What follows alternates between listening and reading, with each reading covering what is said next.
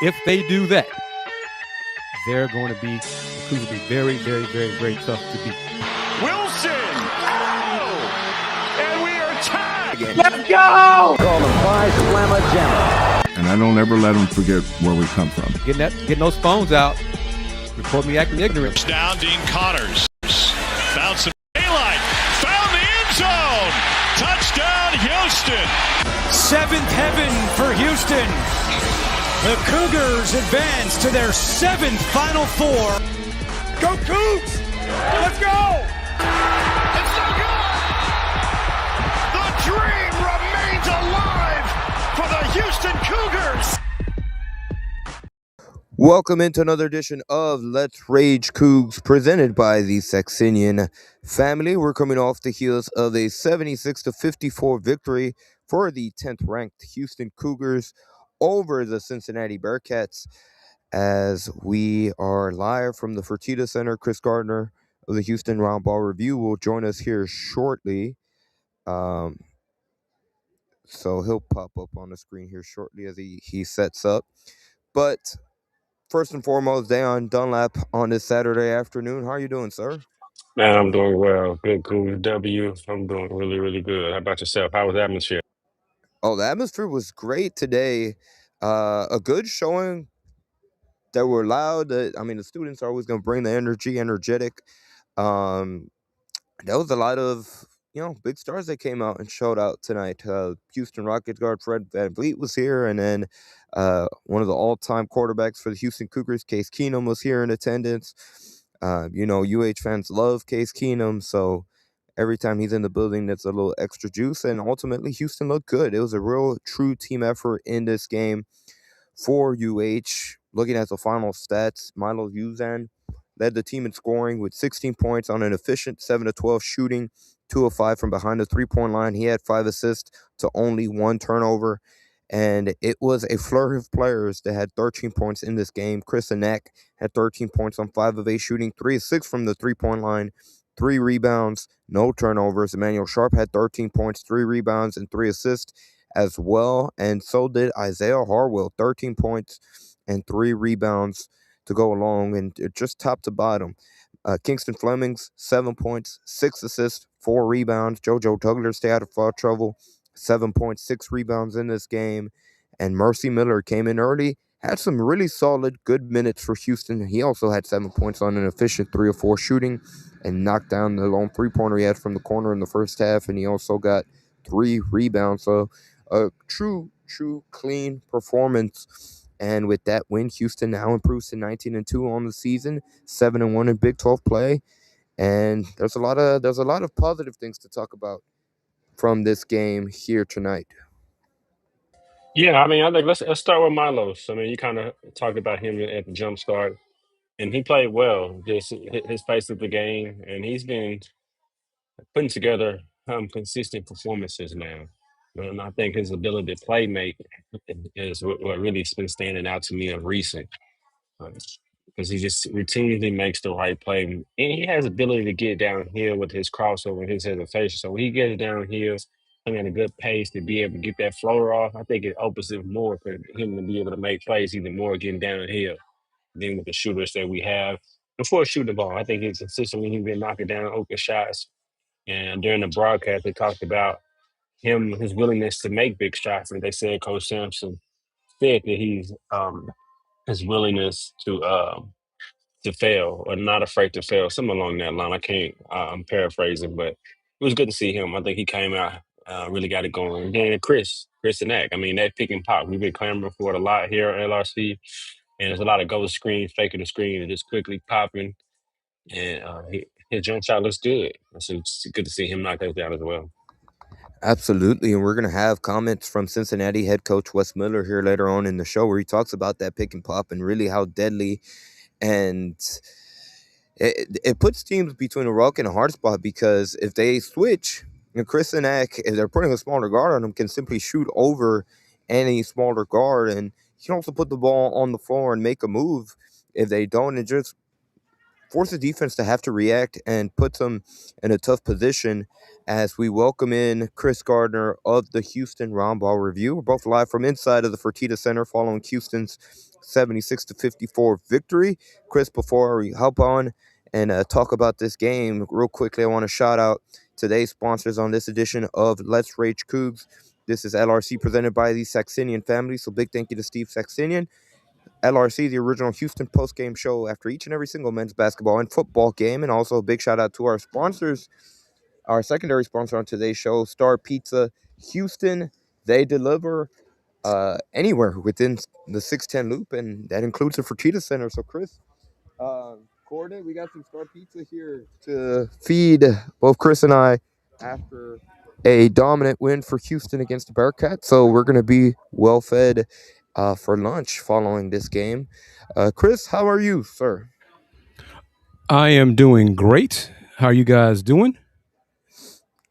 Great. Cougs got pulled away with another victory, and UCF did to Texas Tech what Texas Tech did at Houston last Saturday. So we can look forward to preview of that matchup on Wednesday's matchup later on in the show. But Cougs got balanced scoring, got the win. Guys played better. Chris Senack, Coach Wes Miller said the three-pointers that Chris hit in the first half late kind of helped spread the game out a little bit. So we're going to see different guys step up. Isaiah Harwell played, was productive. Mercy Miller got a chance and took advantage of those minutes as well. And I want to say this. Coach kind of touched on it a little bit during the official post-game presser, but he had like a little media gaggle in the hallway. And he said it again about the players being tired. And he made a point after the TCU game, or the second half of the TCU game. He decided that he wanted to start giving more guys minutes, and that includes Mercy Miller. And he said, for everybody wondering out there, he said Mercy had not done anything wrong. He wasn't playing because coach was mad at him or anything like that. But he's going to give Mercy some minutes. Mercy has earned those minutes, and he's going to give Mercy a chance. And Mercy did well, made the foul on the jump shooter, three-point shooter. But overall, Mercy played well, scored also. So the injury to Chase may be a blessing in disguise for Mercy. And he made the most out of his opportunity today in those 17 minutes. He did, and he scored. You can see his offensive skill set. Isaiah played well as well. Khalifa played well. Coach Sampson put him in the game early. Khalifa played well, and I forgot this. We forget Khalifa he has not been in the program a long time. Okay, but he also came and he was injured first with the surgery, and coach told us in the hallways. I didn't know the specifics of this. The back surgery, he had a disc removed from his back. So he had that issue. And then, of course, he had 2 weeks with the knee injury when Isaiah, accidentally rolled into him on a missed shot. So I set him back some more. So Isaiah, Khalifa, those guys were dealing with injuries, and they've been behind. They're just – and JoJo. JoJo was out for months, the whole summer, and wasn't cleared to do anything until October. So JoJo's timing is off. JoJo gained weight because he could not practice. So all of those things. He lost the weight when he got his wisdom teeth removed. But he lost because of that, not because of practice. So been all over the place. He's been all over the place. So hopefully they're getting. I think those three guys are probably in November, where the team overall is going ahead in February.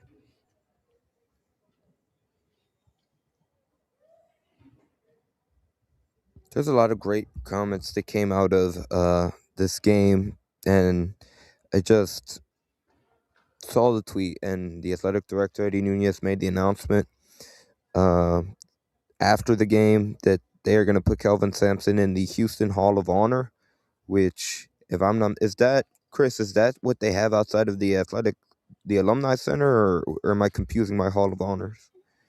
It's a great question. I'm not sure. Mr. Nunez, he said it so quickly and so briefly, he didn't provide any details, and I forgot to bring it up.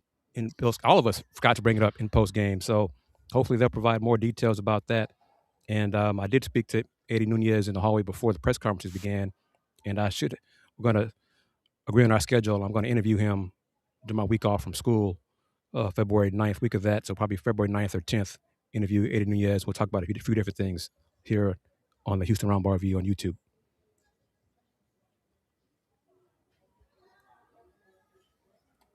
Jeez, what a great, just looking at these comments, good to see Isaiah Harwell, who's another player that played really well tonight for Houston, or today for Houston. Like you mentioned, Isaiah Harwell, when his shot is going, you can tell it's a night and day difference just in terms of the overall impact he has on the game, because he was active on the defensive end. He was battling for rebounds, and even though he only came away with 3 rebounds, there was a lot of times where he went up there, had a tip, and it allowed another Houston Cougar to come away with the defensive rebound. Isaiah's got to do. He's learning. I mean, he's a freshman. He's learning. He's allowing his missed shots to impact his defense, and that's something he can't do. There are different ways to help your team and to impact the team. So until your shot starts falling, so he did a better job of that. Better job rebounding the last couple of games when his shot wasn't falling. Tonight his shot fell. So that's another positive going forward. 7-1 in Big 12, 2 overall, and still getting better. Yep. And we'll take that, getting better. Definitely need Isaiah to make shots. Yeah, Crabtree's comment, that's something that Coach Calvin Sampson touched on in his post-game presser about getting more bench production today. Isaiah Harwell, Sacco, Miller all did a good job, need to be more consistent there. Javier last year and Malik Wilson were very consistent. If UH can get that going into March, again, a very, very high ceiling for this team that's 19-2 and still has February and March to improve. Agreed, and it's different freshmen different players take a little bit longer to develop and get comfortable in the system and in their skin and college basketball. And I think we're seeing that from different players for the Cougs. But the ceiling is still high offensively for this team. You saw the defense, 3 shot clock violations they forced again on the Bearcats. And Coach Sampson, the staff, was hyped about some of the defensive lockdowns they had today. So that was good. But as Crabtree says, and as we've said, and as our smart viewers know and have said as well, got to be consistent at it. Got to be consistent and not have the slippage when you bring in guys from off the bench. Don't have slippage. And there was no slippage today. And I think those guys some of those guys need to get consistent minutes because it's so up and down.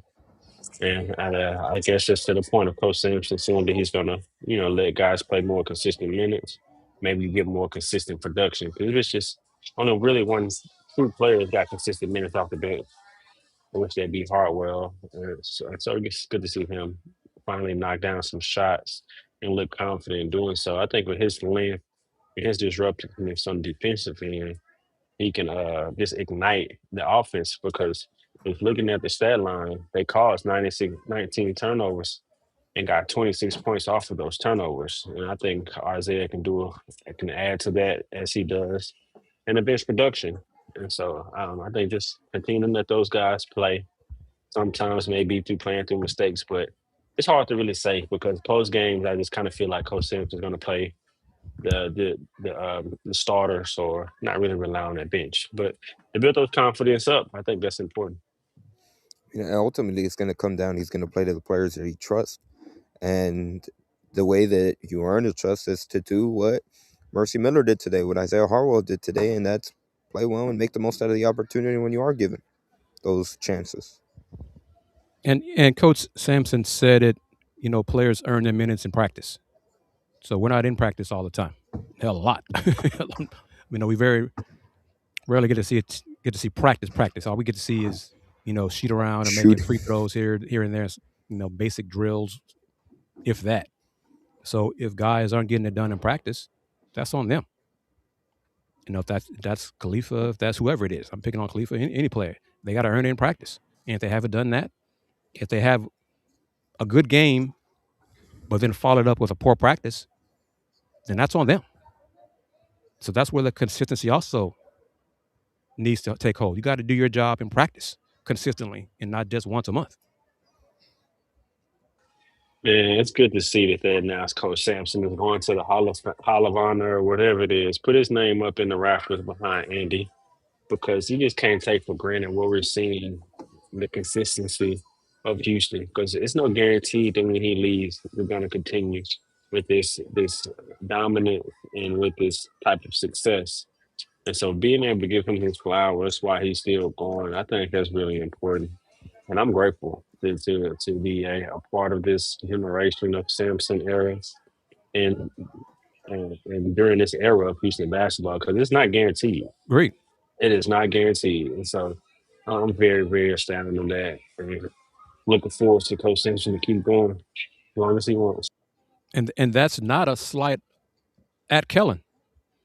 It's just what Coach Kelvin Sampson has done as head coach. That is hard to repeat. Mm-hmm. So I mean, Kellen, when he does take over the reins as head coach, the team may, instead of going 35-5, the team may go 22-12 or something, a couple years here and there, whatever. Still win, still be legit contenders in the Big 12, all those things. But so Dayon is correct. Let's appreciate what we are seeing and have seen through these 12 years. And this year's team is still getting better. With that being said, let's hear what head coach Kelvin Sampson had to say following Houston's 76-54 victory over Cincinnati.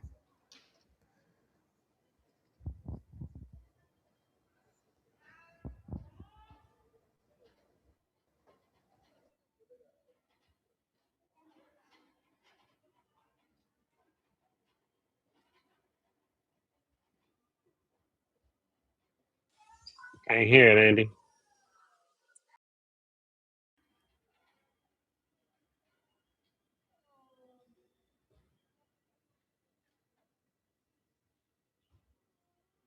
While I try to figure out the audio, let's welcome in Fluff McKiver joining us with Elm City Elite. Fluff, how are you doing on this Saturday afternoon, sir? Man, I'm doing great, man. I had to double back, try to get the game in order. And after our game, we won. We ended up winning by a good amount, and had to go and check on my Cougars after that on the ride to the hotel, and just try, jack of all trades today. So are you on the road? I'm on the road. I'm on the road. I'm in Pennsylvania. Did you get a chance to see any of the game today, Cougs game? Yes, yes, What do you think? yes, yes. I think on the way back, I had somebody driving, but I think that it's just one of those games. I won't say Kingston struggled. I think it's just a funny game. We played them already. It's just a little tricky game. I like to see Ooze being a little more aggressive. That was good. Um, the biggest thing in it, and it might be something I'm dragging, but I really just think in a big game we need Tugler to rebound that basketball more than that. I just, I think that we're a committee rebounding team. I think with Roberts being gone, I think that we have to all rebound. But I want Tugler to be a little more tenacious on that glass.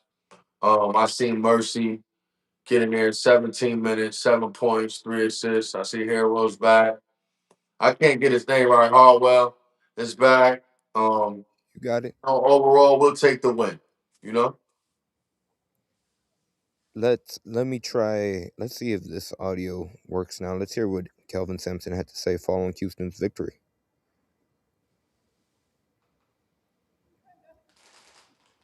20 points in the first half. What was the key there? Our discipline. Being connected. Everything starts with our point of attack. And then it flows down from there.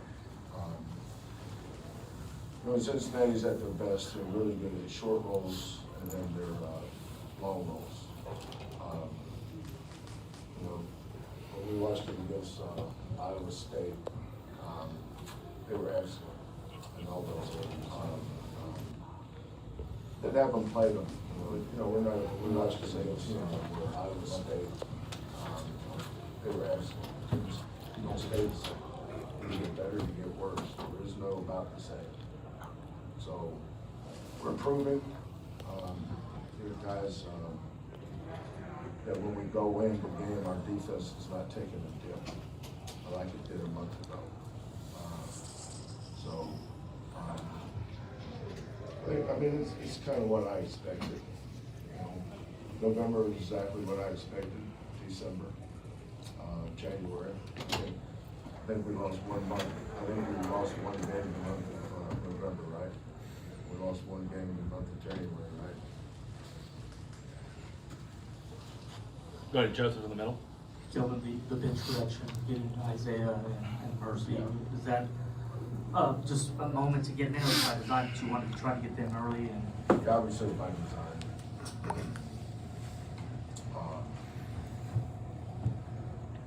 Trying to be better defensively in the second half. None of these guys should be playing 38, 39 minutes. And I felt Mercy and we didn't have any drop off tonight. A lot of sometimes when I substitute, you guys can't see it, but I can. There's a drop off. Get better in practice in this program. You have to earn the right to play the game, but you have to get better in practice. And Mercy found a shooter, which is no, but he was in the right position most of the time.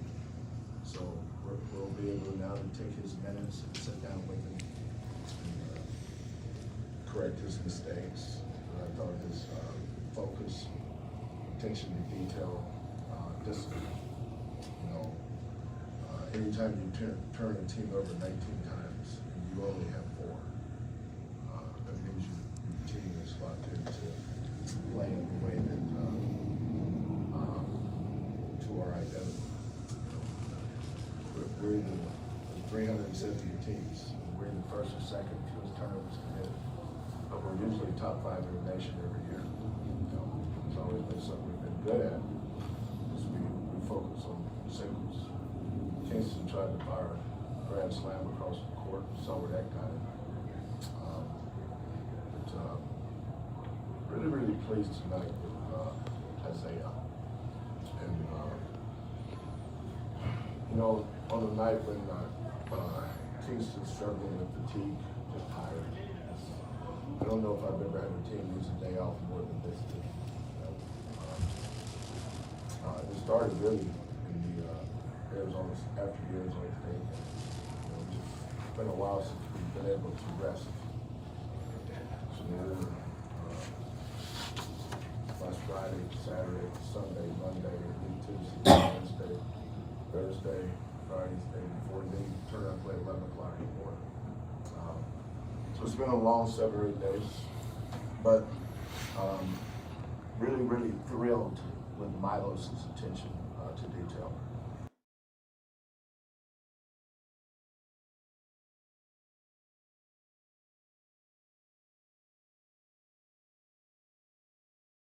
So once again, that was Houston Cougars head coach Kelvin Sampson post-game. Real high praise for the defense that Houston was able to execute. And then you heard towards the tail end of that clip right there, the attention to detail that Milos Uzan had in this game. It was a solid, strong performance by Uzan, like I mentioned at the top of the show. 16 points, 5 assists, only 1 turnover, and did a good job of just dissecting the Cincinnati Bearcats defense. And he was in the right spots defensively.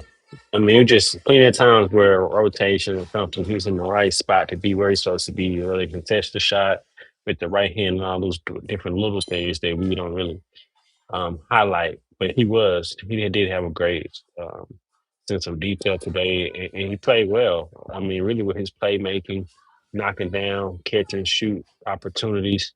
And he does that, and it really takes us like going to another level. And interesting to hear him talk about fatigue. specifically with Kingston. Yeah. Yeah, Fluff. What did you think? First, anything that might have stood out from those comments from head coach Calvin Sampson, and also the way that Milos Uzan played today against Cincinnati. Like I said when I first got on, I think Milos is the key. I think we talked about it a little while ago where I said that let's not forget he made that amazing pass first back that came back to him for the layup to win the game. So you know, he's battle tested.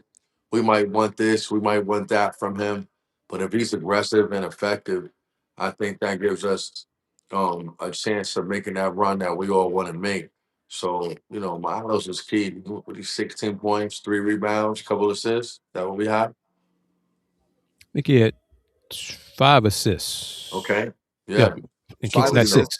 5 assists and only 1 turnover for Milos. And Kingston, even though he didn't necessarily score as efficiently as we have seen him within the past week, also had 6 assists in this game against Cincinnati. Yes. And if we could figure out how to get all 3 of our perimeter guys rolling at the same time, that's when we're going to be really dangerous. Like somebody's a little off out of those 3 a lot of games. And if we could figure out how to get them all rolling, it's good. But that is rolling. 7 points, 6 assists. Would he have 1 turnover too, Andy? Kingston had 3 tonight. 3 turnovers? You know what I mean? So, if we could get that to 15 and 6 and Sharp with 15 and Ooze with 16. That'd be hard to beat. Usually it's only 2 guys on the perimeter that are able to really explode. We have 3. And I think the case, we kind of said that last year when it was LJ, E-Man, and Milos. If we could get all 3 of them We said together. that a long time, Chris, going Right. back to So, yeah. Jamal, Marcus, and Yeah. Tremont. Like we Yeah. had allowed. But I mean, it's a team sport. So if I'm good with those 3 guys getting it rolling for the last 6 games of the season. If that's how they Right. do it, that's fine. And that's shouts fine. to LJ Cryer. So yeah. Shouts to Cryer, really fighting. I see him out there with Golden State. I seen him the other night. I said, okay, baby. We roll. He's still fighting, doing his thing. Shouts to him, man. Shouts to him. True alumni. And the Bearcats were without 2 players. Let's see. Sean Abayev was injured, rolled his ankle, didn't make the trip with the team. This is all info that Coach Miller told us during his press conference. And then big fella Mustafa Thiam rolled his ankle. So, and then Sensei Harris also didn't make the trip. So they were without 2 guys who played against the Cougs the first time. And then the big fella got injured during the game. So that adds to how they looked. But they shot 50% in the second half. So, Right. Cougs still pulled away and won by 22. So better team won. And it comes to it. I think Coach Miller probably is done at Cincinnati, but his guys did not quit. They're shorthanded. They didn't quit in the second half. The defensively, they caused Houston problems in the first half for first part of the first half, first 10 minutes. First 10 minutes, Houston was really struggling to score, and everything that the Cougars shot was very, very well defended and contested. So, Cincinnati is a good defensive team, but Houston's defense played better today. We touched on slippage in the previous games, 2 games. It was more Houston Cougars defense today. Now let's see what they do Wednesday against UCF, and then going forward as February starts tomorrow. But for Houston, UCF is great on the road, and UCF has won here in this building, previous years. So it's an early start on Wednesday. Keep that in mind as well. But UCF is playing well, and they're coming off a big home win over Texas Tech. Yeah, I think that's the perfect segue to see the scoreboard around the Big 12 so far. Like you mentioned, Chris, I mean, UCF is having a hell of a season. They're 17-4 overall, 6-3 their conference record, and yeah, big time win. It is very hard to beat UCF in Orlando. They have a great atmosphere. Arizona is in action currently. They're on top 56-50 over Arizona State with 12:39 left in the second half, and obviously Houston came away with the win over Cincinnati. Baylor and West Virginia are playing. Coming up here shortly at 3 p.m. Central Time, and then the big headline 3:30 p.m. Central Time, Kansas, BYU, and then Oklahoma State and Utah wrap up the day's actions here on Saturday. That the scores around the Big 12, or at least the big games around the Big 12. I want to say this, and Kris knows this from being a Cougar lifer. UCF has always been tough to play at. Yep. Like Yep. UCF is like a real college atmosphere. Like you think you're good, but our team is better than you vibe. It doesn't matter what your record is. You know what I mean? So I just want to say UCF always had great fan support at their university. And UCF being Texas Tech goes back to what we talk about with the Big 12 being the best conference in America. I mean, look at that. That shows how much it's going to be competitive every night in the Big 12. And it's how difficult it is to win on the road in the Big Yeah. 12. Who you got tonight, though? Any good conference, it's tough to win on the road in conference play. Who you got, Kris? That game's in the field house, right? That's at Kansas. Yes. It's at Kansas. Yeah, I'll pick Kansas. You got Kansas? By what, 5? I think it'd be close. I'm kind of curious to see how AJ DeBonta does against another defensive team. He struggled for him, against good Big 12 defenses. So I want to see what he does against Kansas and their physical defense as well. And I'm assuming Mr. Peterson, this game is big enough for him to play. So he's really, really good though, man. I'm like, I never seen nobody able to do it like this. It's man. He's talented, and one person I trust say, Kris, he is really injured. Other people tell me, man, I doubt it.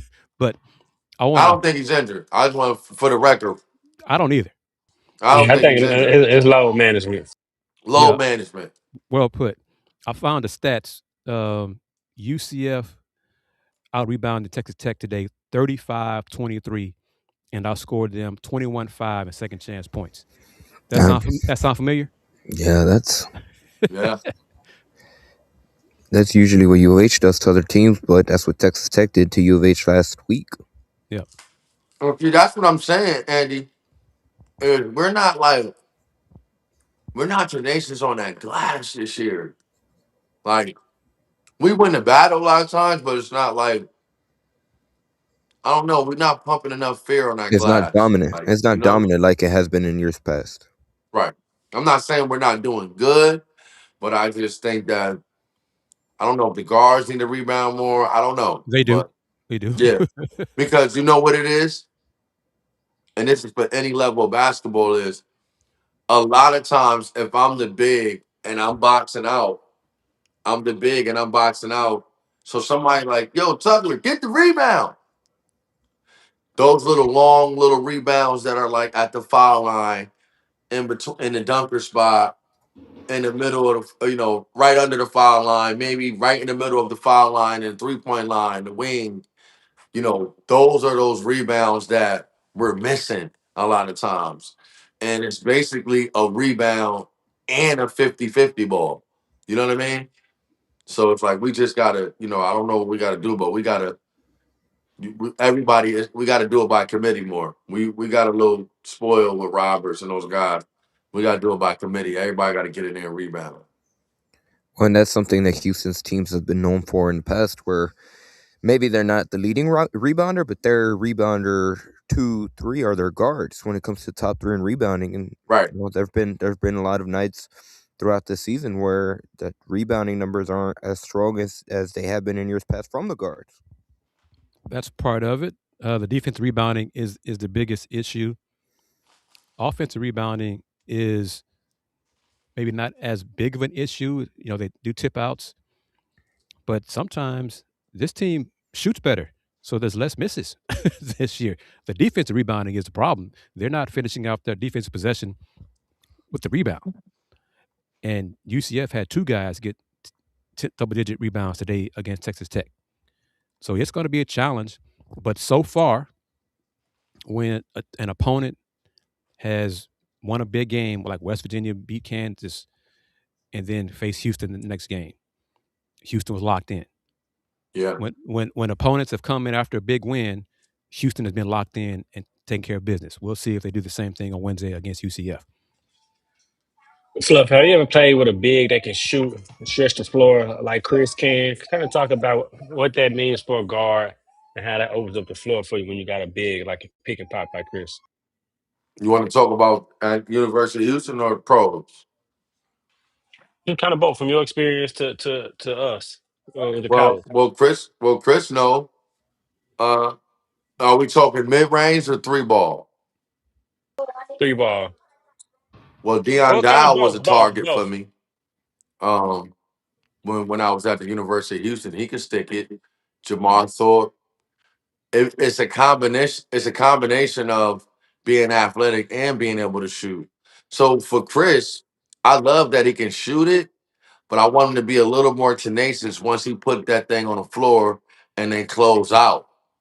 I think he needs to be a little more aggressive on those plays when he catches it that way. But it definitely opens the floor for the guard because it takes the big out of the paint. If it's a big that's popping and they can really make it, it takes the big out the paint to help when the guard is driving and trying to get in there and make things happen. And that's the thing that Coach Wes Miller said during his post game press conference was that if Kris starts knocking down and becoming a legit 3-point threat, legit option that teams have to scout for and prepare for, that's another thing to worry about when you're facing Houston.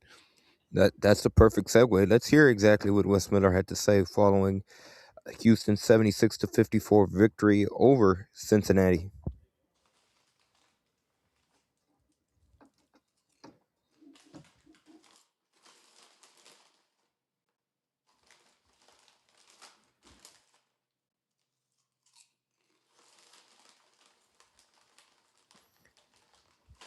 Give me a second again. But in the meantime, I'll take this opportunity to plug in our sponsors. This is Rage Coogs presented by the Saxenian Family. Big thank you to Steve Saxenian for being the primary sponsor of not only this edition of Let's Rage Coogs, but he has been all season long. Big thank you to him for supporting LRC, the original Houston postgame show after each and every single men's basketball and football game. And also a big shout out to Star Pizza with multiple locations throughout the Houston area. Star Pizza is your go-to stop before or after the game, or deliver it to your location, especially if you're inside the loop like they did to Chris and I here tonight inside of the Fertitta Center. So big thank you to Mike and Jennifer Pittman for feeding us here after Houston's big win over Cincinnati. And And with Kenneth that being Bozeman as said, well, Andy. And Kenneth Bozeman, they pizza for him too.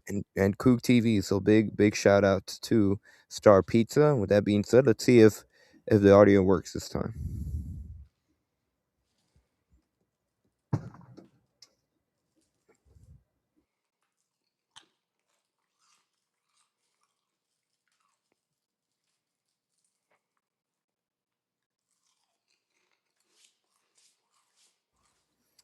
Well,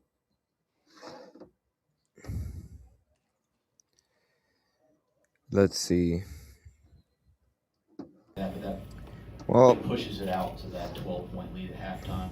As much I hear as it now. anything, screener, like Yeah. pick and roll let's screener. see. Picking, they look like they did a lot of pick and pops, especially in the first That's half. what you're talking about? Yes, sir. Yeah, they picked and popped him up in the middle third a lot. Yeah, I mean, it's hard to switch him because he's such a good offensive rebounder.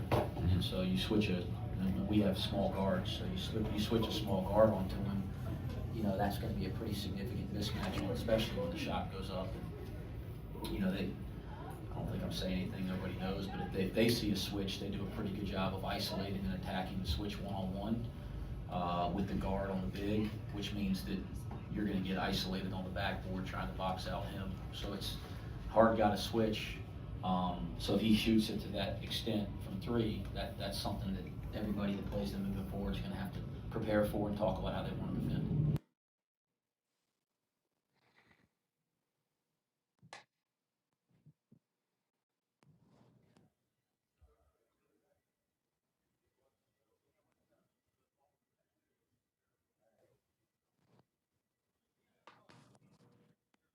Hold up as we experience some technical difficulties. Let me see here.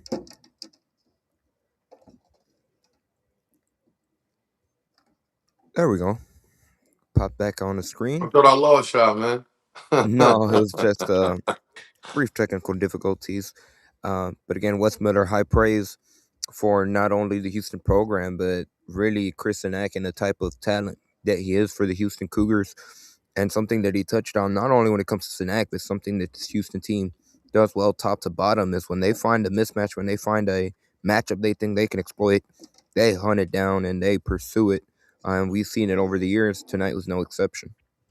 That's one thing Dayon says many times, and he's correct. The coach Sam still lets the game dictate how he's going to do some things, but yeah, when there is a mismatch advantage for Houston, they will exploit it and run it the same play over and over again to the other team, makes them change it. But I want to say this real quick for Let's Rage Coogs. All four of us, Let's Rage Coogs has been approved for the Big 12 tournament. Okay? All of us already. Now, I don't, we're going to share it, promote it. We're going to do things. As far as I know, our local colleagues who probably will be credentialed and approved eventually have not yet been. But we received an email from the conference office, from the Big 12 office, right, Andy? From the Big 12 office, Andy applied, same day and got approved that day? Within the 2 hours. I applied Wow. the next day and got it approved in like an hour. So Les Rage Coogs has been approved to cover and attend the Big 12 tournament in Kansas City. Big time. I got to talk to y'all about that when we have our meeting after, and nothing bad, but on how we're going to make this thing explosive. Sounds good, brother. And, keep in mind, we're independent. All right. So you want to support us and help us grow, become bigger and better, and help us continue covering the Cougs like only we can.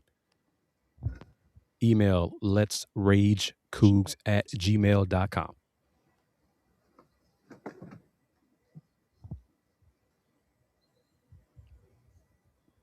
No said. Can't say it any better than that. Big thank you to everybody that has commented real quick. Go ahead. I was going to pull up a comment. But I want to say this, and Fluff knows it, Dayon knows it, Andy knows it. Let's Rage Coogs is the original post-game show for Houston football and men's basketball. A lot of other shows have cropped up and joined the coverage of Houston athletics, but we were number one. I wanted to pose this question. I think it's a pretty interesting and kind of fun question from C. Anthony 37 on YouTube. Who has been the most improved player this season for Houston? That's wow. Sharp. That'd be my answer. Yeah. Yeah. Emmanuel Sharp. I want to say Mercy, but he don't get enough, time to really show it. But Sharp. Yeah, I agree. Sharp for sure. What you got, Andy? No, I agree 100% with you guys in terms of the impact. It seems like he's putting the ball on the floor a lot more than he did in previous years, and that's good that he's putting the ball on the floor much more, because when you think about last play of the season last year, that's ultimately what kind of bit him in the butt in terms of potentially making a play for Houston that was the difference between being national champions and not. So I agree 100% with y'all. Fluff, help have my back on this, Fluff. Have my back on this. I got you. Do we know Murray Stinson? Yes. Who? Murray Stinson. Yes, I know Murray Stinson. Yes. Of course. Of course. I know his son-in-law quite well, too, Mike Paday. Of course. And I'll leave it at that. Of course. Of course he does. Yes. They don't know, Chris. They don't get it. Of course. But I will say, we probably the next few days, we're going to announce the Guy V. Lewis Award Committee will be announcing the top 25 candidates for the 2026 Guy V. Lewis Award. I'm in charge of the press release. I got the list, sent it to the webmaster for posting on the website. And once that's done, I'll send it out to all the media colleagues around the town, H-Town, and the state. And we'll go from there. And then we'll announce the 10 finalists late February, early March. And we'll have the reception April 1st at a... We need to talk. Andy, you need to talk to the folks and see if they can get them a sponsor, become a sponsor of Let's Rage Coogs. I'll mention them to you because they are a member of the Houston Roundball Review online business directory. So maybe they want to do something for LRC as well. Will do. Looking at E.I. Crabtree's comment from the post we put up a few minutes ago about who's the most improved, he had Milos. He put Milos. He said early season was crazy inefficient, but he's improved steadily to this point. What do y'all think? I think he was inconsistent. Now he's just kind of being consistent, I think, from Milo's perspective. I still think it's up and down for me. Just in the conference play, he's been up and down. It is, yeah. I agree. But So we're not saying that he's not. And it's so great. That's a great question, Crabtree, because I was just saying earlier how he had a 16 today, but I was like, we need him to be consistent. So I mean, definitely, I just feel like Sharp has been more consistent on what he brings on a daily basis as far as productivity. Even in a game like tonight, where you kind of quiet, he still put up 13 points. Yeah.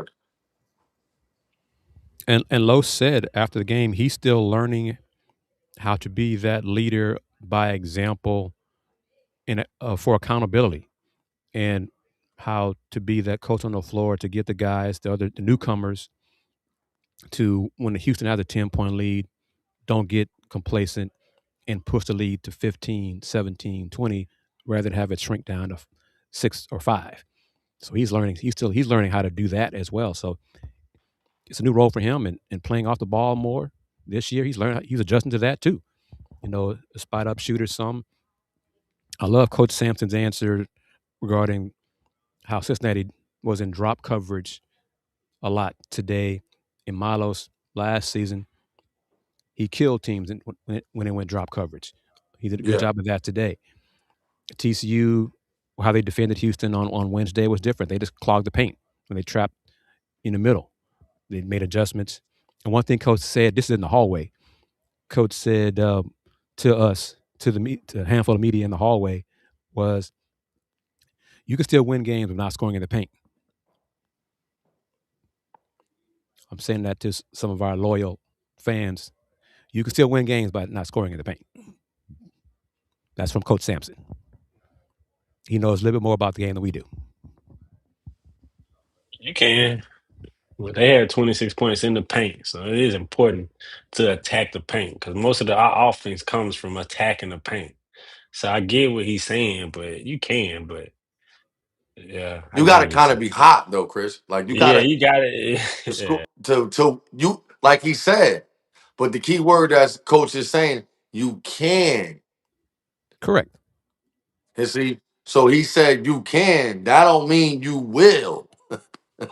Right. That's why he still goes down. He didn't never say you. Right. He never said you will win by not scoring in the back. He said you can, but he might be saying that Coach Sampson does trolling sometimes. Oh, no question. Yeah, a lot of trolling. No doubt. A lot of trolling. Somebody gonna watch that and go, you know what? I'm not saying that. I'm going. Oh, Coach Sampson, you right. That's how we do it. That's how we do it. No. Because Coach or someone tells Coach about, I don't know if it's this show, other post-game shows, he comes out after, whatever. And sometimes in a post-game press conference, he says some things to get off his chest, and we're like, where'd that come from? So yeah, Coach, when he has something, when he has a point to make, he will make it. And if you got, and sometimes you'll get it later. And if those shots are fired at you, you'll know it. It may not be anybody but you, that person who he's taking those shots at? Oh, that's coach. He's cut our hair, giving everybody a haircut in these 12 years of him being in charge here. And if he hasn't yet, he will. don't don't think you're special if you haven't received that haircut yet, because you will.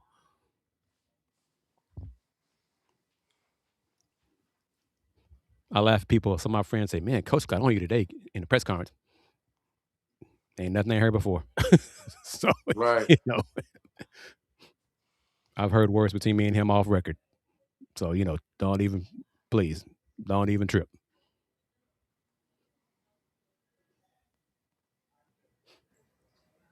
What do you think about Crabtree's comments when in regards to Arizona? They had to keep the Wildcats out of the paint whenever they play later in February. That's a physical team. That's a physical matchup. It's going to be a test. But it's also, you got to do a job keeping Bradley and Burris out the paint. So they That's can what I beat was you just gonna inside say, and Chris. That's outside. what I was So just yeah. gonna say. And you got that Bradley is a mid-range killer. And when I was watching the game against BYU, first half I thought it, and then Fran Fraschilla said he got the text from Kellen and said it during the game, because I thought the exact same thing during the first half. Bradley reminds me of Jamal Shedd. He's just a Yes. killer. He is a killer. He's a winner. He's a winner. He gonna win that game. He ain't gonna beat us. But you know what I'm saying? he gonna find a way to win the game, man. Yeah. I watched that whole game versus BYU. Every He time they definitely, went to come to try to, make a little, you like, you know, yeah, he definitely remind me of Shed. His definitely. shot has gotten better in his last year, just like Mhm. Jamal's did. But he that quick step, his explosive step, and just he just a dog. Certain things you can't really teach a coach, and Yeah. he got it. Yeah. For sure. And he has that ability to hush the crowd on the road, to do something to the road crowd, to the when Zona's on the road, to shut them up. A clutch bucket, a clutch three, something, a pull up in the paint, whatever. That young man is a winner. Sure. So if Houston plays Zona the second time in Indianapolis, that's fine. Whatever. Because only one time in the regular season. Might be twice. Second time in Kansas City. We'll see. Or, Chris, like you said last week, Indianapolis. But yeah, so we'll see. I'm looking forward to it. The last game in last Monday of the season. That's fine too. Oh, boy, that'd be a hell of a game. A lot of freshman talent on that floor. Arizona got talented freshmen, so does Houston.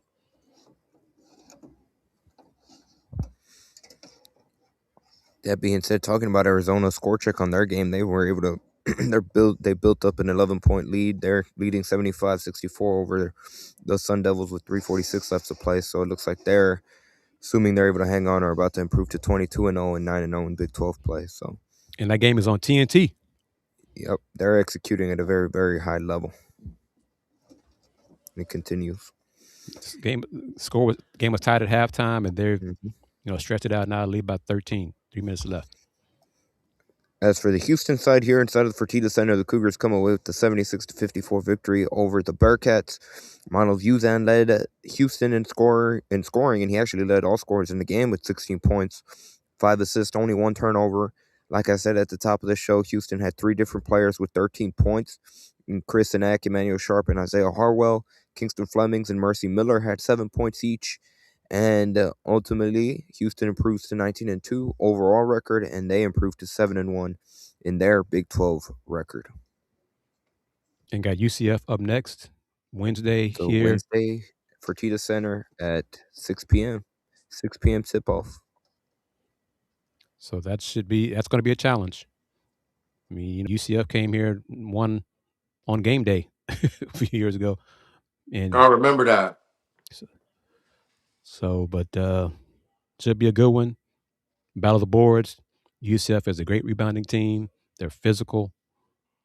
And they got young man, a transfer. Demas Folks. He's playing very, very well. He led them in scoring today in the win over Texas Tech. He had 21, 7, and 3 in their win. I mean, Texas Tech shot 56% today and lost by 8. That's unheard of. Because UCF outscored them 21-5 in second chance points. So rebounding, whoever wins Wednesday, the battle of the boards and second chance points, Cougs and UCF probably gonna win the game. Some UH fans are saying Houston isn't a Final Four team this year. Huh. Okay. They said that we're not? Yep. We'll see. We'll see. We shall see. But I'm curious. I mean, there's some very good teams in college basketball this year. One thing you got to remember about that time of the year is no matter how good you are in March Madness, your adjustment. I mean, I won't talk about this person today, but I just had a game like that in a younger level. Is how good you are and how many adjustments you're able to make as a coaching staff are two different things. The mixture of the two, and do you really have an identity? So the mixture of the three is going to be who's going to be in the mix when it comes to March Madness. It's not about how good you are in March Madness. Can you make quick turnaround adjustments? You know, you play this team today, you win, you beat them, you got to play this team in 2 days. Can you prepare for the game on a snap and be ready to execute the new game plan that you might have had if you was in conference play or you was in, you know, those tournaments in the beginning of the year? Can you make on the fly adjustments and a quickly and doing it quickly before the next game? Can you do that? Those are going to be the teams that are going to be in the mix. Not what team has the better guy, got a better handle, better shot, better. After adjustments, man, it's going to be wicked. Can you make those adjustments and still stay yourself and win? And that's one thing I agree. That's one thing Coach Sampson and the staff have done a great job of preparing quickly to the next opponent. And we'll see how, I mean, like, Crabtree says it, Zona, UConn, Michigan, Duke, Iowa State, Illinois, Florida. He didn't say Nebraska. Nebraska impressed me playing well while they did on the road without 2 of their best players earlier in the week. So there's some good teams, some very good teams. The 1 seed and 2 seeds, it's going to be a battle, you know. And then you have the 3 seeds out there like a BYU. Didn't even say Texas Tech. This tournament could be tremendous. A lot of teams that could win and make a run. I mean, there are probably 8 to 10 teams that could win the championship this year. Yeah. But Chris, going back to that original comment for me at Crabtree, like because they're so loaded, like there's going to be, think of all those teams, there's going to be some teams that don't even, come close. Yeah. Because of how deep it is, and you'll have people saying, "See, I knew it. They weren't that good." I'm like, well, it's a tournament. It's matchups. It's health. It's part of it is some of it's luck, the way the ball bounces. The way the ball bounces. It's a one and done tournament, man. Yeah. All you gotta do is beat that team you facing one time. It's not a series. Understands that very well. Just got to beat that team one time. Arizona looks like they're the best team in the country right now. And honestly, if it was a 7-game series, I probably would pick Arizona to beat Houston 4 out of 7. But I only got to do it once. Come Final Four. That's it. That's all that matters.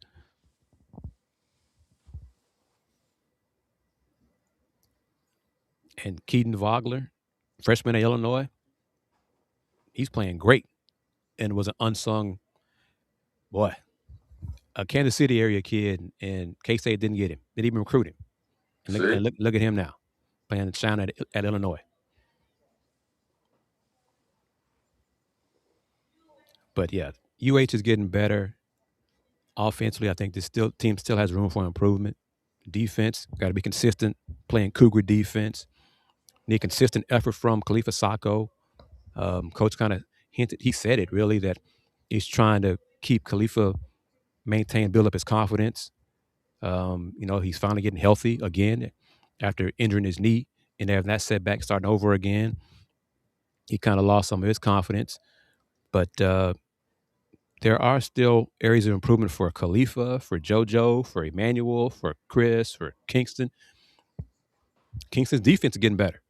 Yeah. So that's a positive as well going forward. So there's a lot of different ways and areas for this team to improve, and they're 19-2, and still getting better. I'll take that. As we begin to wrap things up here on this edition of Let's Rage Coogs, a big thank you once again to today's sponsors on the show, with Steve Saxenian, the primary sponsor of this edition of Let's Rage Coogs. Big thank you to Mike and Jennifer Pittman as well with Star Pizza Houston. Right now, once we go off air, we'll get a chance to enjoy thoroughly the Star Pizza that they delivered here inside the Fertitta Center. So big thank you again, with multiple locations throughout the Houston area. Star Pizza is your go-to stop before or after the game. Check them out online at starpizza.net. Their social media platform, Star Pizza HOU on X, Star Pizza Houston, Texas on Instagram. And when you go to any one of the locations, tell them that you heard about them here on Let's Rage Coogs. To borrow Chris's mantra, Cougs helping Cougs. Let them know that you heard about them here on Let's Rage Coogs. Fluff, as a player, Joe Mendez question, you could answer this. When would we say that Houston's freshmen in general are not considered freshmen anymore? Is it February? February, man. You're a big boy now. February. Right now. Top of February. February 1st. Big dog. Now. Yeah. February. I agree with you, Kris. Dizzy Busy, thank you. Thank you, everybody, for watching the show. And you could see, Thank you, guys. for Texas Tech, that was a great game, and their fans joined the conversation last Saturday. Cincinnati fans, I think they're kind of probably down in the dumps because Bearcat basketball is not where they want it to be. Because years ago, Bearcats, would come on and talk, comment and stuff. I used to have really? Bearcat media reach out to me to be on some of their podcasts. I don't hear from them anymore. So, hey, disappointment. Coach Miller hasn't gotten it done up to their standards that they expected and want to see from him. But that's their issue. Houston Cougars under Kelvin Sampson. Fluff. That's right. Dayon said it, and I think, get your thoughts on this as we wind it down and get ready for BYU Kansas. Do you agree? It is not a guarantee once Coach Kelvin Sampson steps away from head coach that the program will be as successful as it is right now with coach in charge. It's not a guarantee. No. I mean, I don't think it's a guarantee. We're hoping so. I mean, this is a special time, and that's no slight again on Kellen. But let's enjoy what we're seeing right now in this new golden era of Houston Cougars men's basketball. Yes, sir. If you get a chance, world, and you have a brother, or if you play Division I basketball at a high level, and you got a brother or you got a sister that is long lost, and you can't get in contact with them, and you love them, because you remember, never forget, college athletes spend every day together. So no matter what, if you have cousins that you grew up with your whole life, you will never spend as much time with them consistently like a basketball team does on a Division I level. So what I mean consistently is wake up, somebody's around you, go to the gym, somebody's around you, practice, film, get on the plane in the morning, fly there, hotel, whatever it is, game, getting cussed out, running, preseason. You're spending every day. You probably don't see that person one time. Study hall, class with each other. Saying that to say, if you have a chance, please, please, please, please, just for your life, if you had any camaraderie with a group of people, please go and watch Houston Cougars 30 for 30. Please, man. And it'll give you some real insight on what Division One basketball is supposed to feel like and how a brotherhood is supposed to be at your university and your alma mater. Check out 30 for 30, 5 Slammer Jammer. Yes, sir. And I want to give a shout out to those Elm City Elite boys. We don't play with New Jersey. We don't play with New York. We don't play with Philadelphia. We don't play with Delaware. We don't play with anybody. You're going to have to lace your boots when you come mess with the Elm City Elite boys. Pros make pros. Yes, sir. Never forget that. D1 athletes make D1 athletes. And people around those D1 athletes that listen, they can make D1 athletes too. Shouts to my guy Dayon. Hit me all the time. Yo, what I need to do. I'm trying to get it right. What I got to do. So hard work pays off. I know I'm long-winded. Just on my heart to talk. Hard work pays off, man. And listen, to young people out there, girls and boys, all the days that you're working out and you're going to games and doing whatever you're doing, it only equals to one career and one opportunity to get the most out of it. So all these days, all these games, all the AAU tournaments, all the college games, all the high school games, all the middle school games, they only equal to one career, to one opportunity to make it the best splash you could make it. Shouts to the Cougars. We're on our way. If you're sleeping on us, then you're dreaming. Okay? And we're gonna keep rolling. We're gonna keep winning. And we got the best coach in America. And we're gonna figure it out. And we rather you sleep on us than to be ready for us. So if you think we ain't going to the Final Four, whoop-de-doo. Let's see what happens. All right? And we're going to keep playing. But we ain't ducking no smoke. Go Cougs. That's what I got today, guys. Well said, That's what I brother. got. Well said. Well said. Well said. You want to go next, Chris? Oh, yeah, I go nuts. Yeah, it's hard to wrap that up, man. hard to follow that. But Sorry, man. Listen, I just love the game, man. I'm so, like people might think whatever basketball, like I have to wait till I come out with my book. I'm coming out with a book in the next year or so, but like basketball really saved my life, so I feel a little different about it.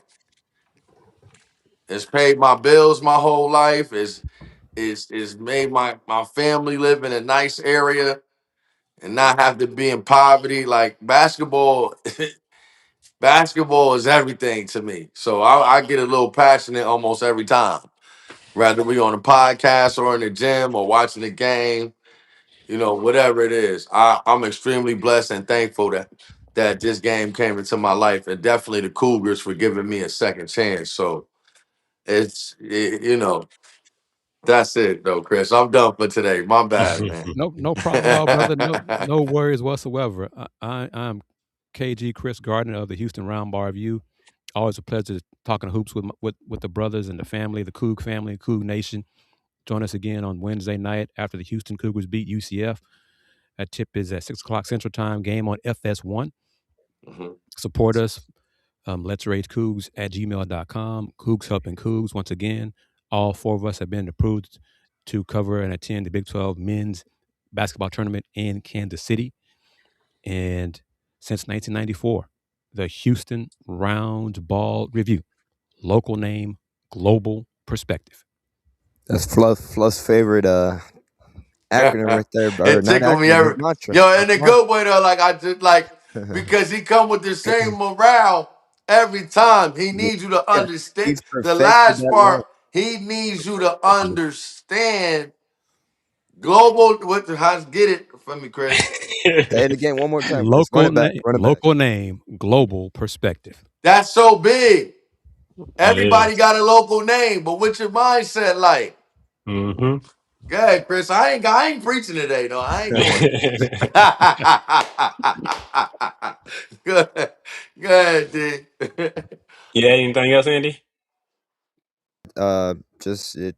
Chris said it Andy's all. And background is one more amazing. time. Go ahead. Hey, let's. I had to throw back real quick because when Let's Rage Coogs first started, or the first full season we did Let's Rage Coogs, where I was at every home game. This was my spot. It was right out right next to Jeremy Branham, where he wrapped up radio. And look, look, It's so beautiful. Yeah, appreciate it's Fluff. safe. Look at When that we get red down here, right you're gonna there. get a chance to Look at that see it. red right there, man. Yeah, when you come on down for a visit, man, you'll see. It is I'm kissing. I gotta take give my phone, man. I'm kissing the flow. it's just phenomenal. The last thing I'll say, uh, if you are interested, like Chris said, all four of us are credentialed. All four of us will be able to walk into the T-Mobile Center at Kansas City and cover your University of Houston Cougars. We need support because we're all coming from different parts of the country. And if depending on what seating is, right, Houston could be there from as early as Wednesday, I would say. I don't think, they won't be playing Tuesday. I would say as early as Wednesday, but maybe Thursday, Friday, Saturday. It could be there all the way through Saturday. So that's a heavy trip. It's a lot of expenses. So any little thing is appreciated. Big thank you to those of you guys that have reached out and have supported in the past. But if you are new to the show and you would like to support, that's the way to do it. Or you can reach out to us individually via our platforms as well. But right there's our email, letsragecoogs@gmail.com. Big thank you to everybody, like Dayon said, that took the time tonight today, I keep saying tonight, Saturday afternoon, here to join us following Houston's big win over Cincinnati. And we'll be back on Wednesday night after Houston and UCF, everything that happens in that game. Yeah, just second what Andy said. Reach out to us via email, letsragecoogs@gmail.com. Appreciate all the constant support. Good dub today. Guys are just getting better week by week, game by game, month by month. And like Fluff said, if you sleep on us, we're gonna be your nightmare. We're gonna wake you up. That's the one. And so yeah, we're gonna put the nation on notice as the months continue to turn, the games continue to turn. So let's keep stacking. And yes, we got the best coach, Go Samson. We right behind you, 10 toes down, Go Samson. As always, go Cougs.